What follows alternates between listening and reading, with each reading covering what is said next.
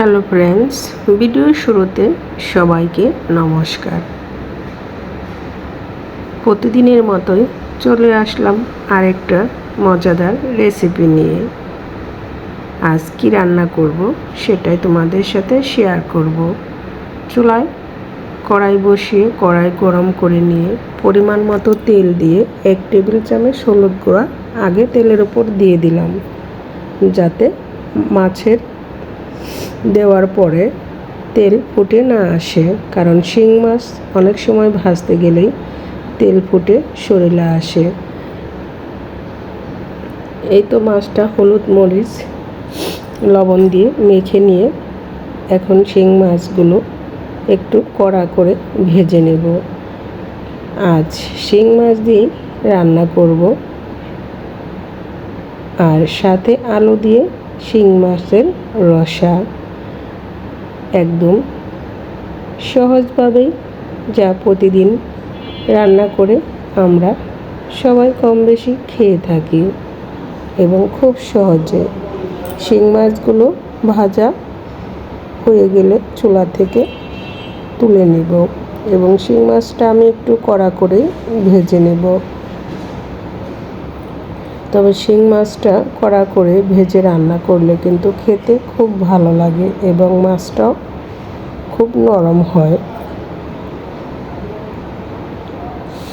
সবগুলো মাছ আমি এই তো উল্টিয়ে পাল্টিয়ে ভেজে নিয়েছি। এখন চুলা থেকে নামিয়ে নেব। আর অফ ক্যামেরায় আমি আলু, পেঁয়াজ এগুলো কেটে নিয়েছি, কারণ আমার শিং মাছের রসা রান্না করতে লাগবে আলু, লাগবে পেঁয়াজ লাগবে। আর ওই অবশিষ্ট তেলে এখন দিয়ে দিব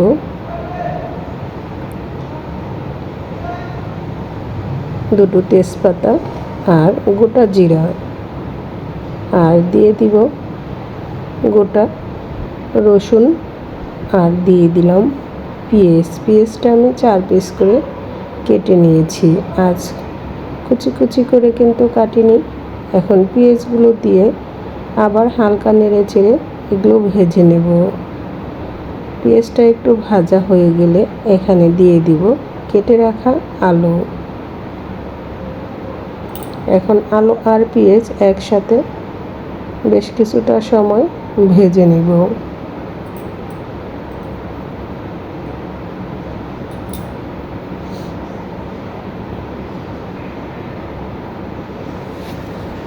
আলু পেঁয়াজ একসাথে নেড়ে চেড়ে অনেকটা সময় আমি ভেজে নিয়েছি। আলু পেঁয়াজ একসাথে এভাবে ভাজা হয়ে গেলে তারপরে এখানে দিয়ে দিব স্বাদ মতো লবণ, হলুদ গুঁড়া, মরিচ গুঁড়া।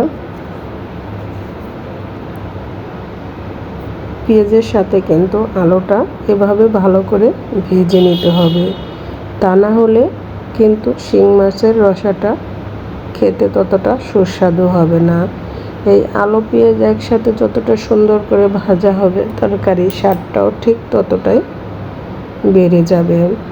দিয়ে দিলাম হলুদ গুঁড়া, ধনিয়া গুঁড়া, মরিচ গুঁড়া দিয়ে একসাথে আবার ভালো করে কষিয়ে নেব।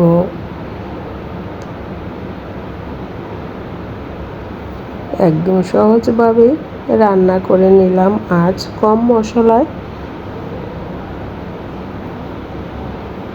পেঁয়াজ আলু দিয়ে শিং মাছের রসা। এই তো অল্প পরিমাণ জল দিয়ে আবার মশলাগুলো আলুর সাথে ভালো করে কষিয়ে নিচ্ছি।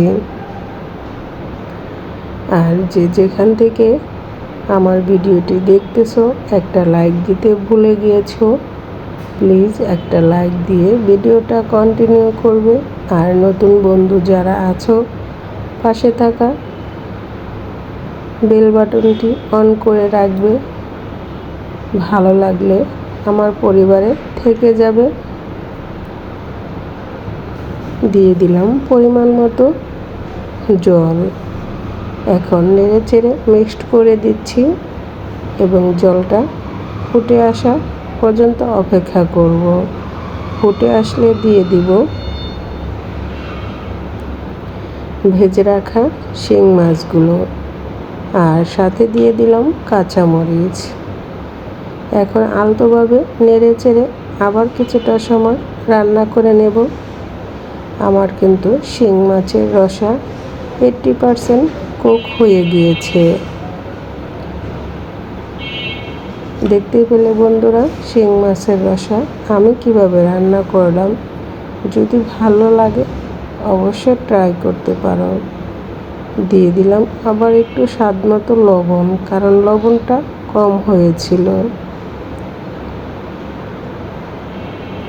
এই তো দেখতেই পাচ্ছ আলু শিং মাছের ঝোল কতটা সুন্দর হয়েছে।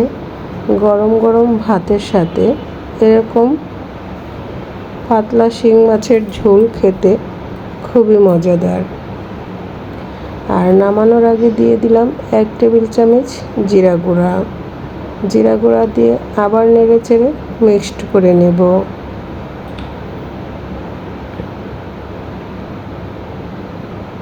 ঝটপট তৈরি হয়ে গেল মজাদার শিং মাছের আলু দিয়ে রসা। এখন আমি তরকারিটা চুলা থেকে নামিয়ে নেব। সবাই ভালো থেকো, সুস্থ থেকো। আবার দেখা হবে নতুন ভিডিও, নতুন রেসিপিতে।